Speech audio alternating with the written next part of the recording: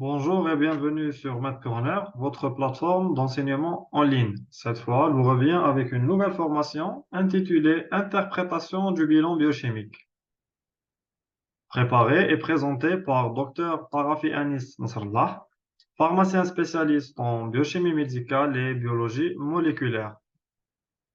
Cette première vidéo servira d'introduction à la formation où des notions de base, des définitions seront vues et expliquées. Donc, pour commencer, qu'est-ce que la biochimie clinique?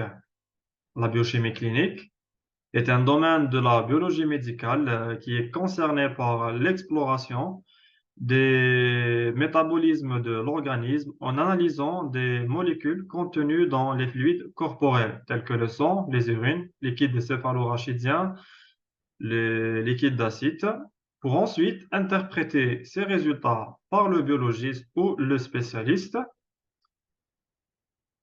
pour pouvoir transmettre ces derniers à un clinicien dans le but de caractériser une atteinte physiopathologique ou organique de notre organisme. Quelle est la place de cette biochimie dans le milieu clinique? On sait que la prise en charge d'un malade est pluridisciplinaire. Commençons par l'examen clinique, l'anamnèse, pour ensuite explorer. L'exploration, elle se fait soit par l'imagerie, par des tests physiologiques tels que les ECG, les encéphalogrammes, etc. Et surtout par la biologie médicale. Cette biologie médicale, elle comporte plusieurs spécialités, à savoir la microbiologie, la parasitologie, la mycologie, la génétique, l'hémobiologie et la biochimie qu'on a vu précédemment. Cette biochimie, elle peut être générale, spécialisée. On la retrouve aussi au sein des services d'urgence pour l'intervention rapide et aussi euh, en ce qu'on appelle la biologie délocalisée. Donc, c'est en dehors de l'établissement hospitalier ou de l'établissement de santé. La biochimie, elle va permettre de dépister des maladies, de diagnostiquer, poser un diagnostic, de pronostiquer pour savoir l'état d'avancement, la gravité, le suivi des traitements et enfin le suivi des maladies. Un examen de biologie médicale se réalise en trois phases qui sont toutes les trois très importantes. On commence par la phase préanalytique qui est définie par l'ensemble des étapes se passant du prélèvement à l'analyse. Ensuite vient la phase analytique, c'est le processus technique permettant un résultat, donc c'est la phase où on obtient le résultat. Et enfin, la post-analytique, c'est la phase de validation, l'interprétation contextuelle, la communication du résultat à nos confrères. Donc, l'acte de biologie médicale, il commence par la prescription qui se fait par un clinicien.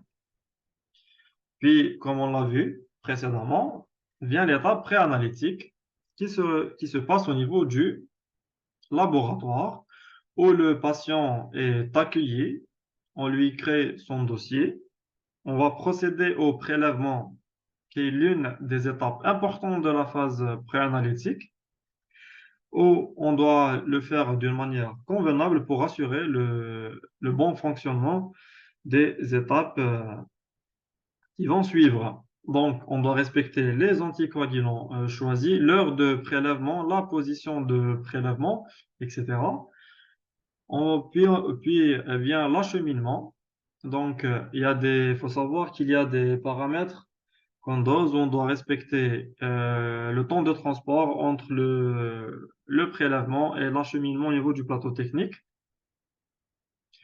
On citera l'exemple du dosage de l'ammonium sanguin qui doit se faire dans des conditions particulières. Le prélèvement doit être transporté dans de la glace et ne dépassant pas le quart d'heure. Sinon, le résultat sera forcément erroné.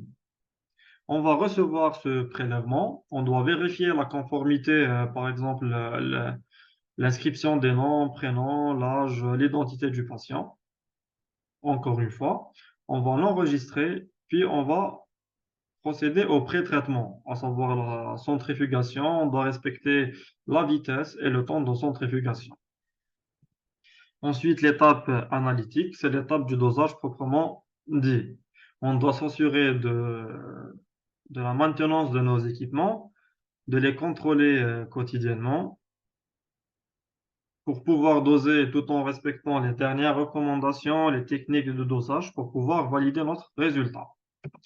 Ensuite, l'étape post-analytique, c'est l'étape de la validation qui est faite par le médecin ou le pharmacien biologiste, l'édition d'un compte rendu d'analyse et le transmettre à nos confrères cliniciens.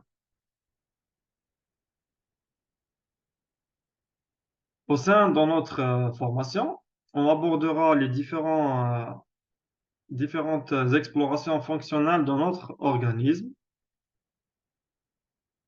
Bienvenue encore une fois sur Math Corner et on vous dit à bientôt.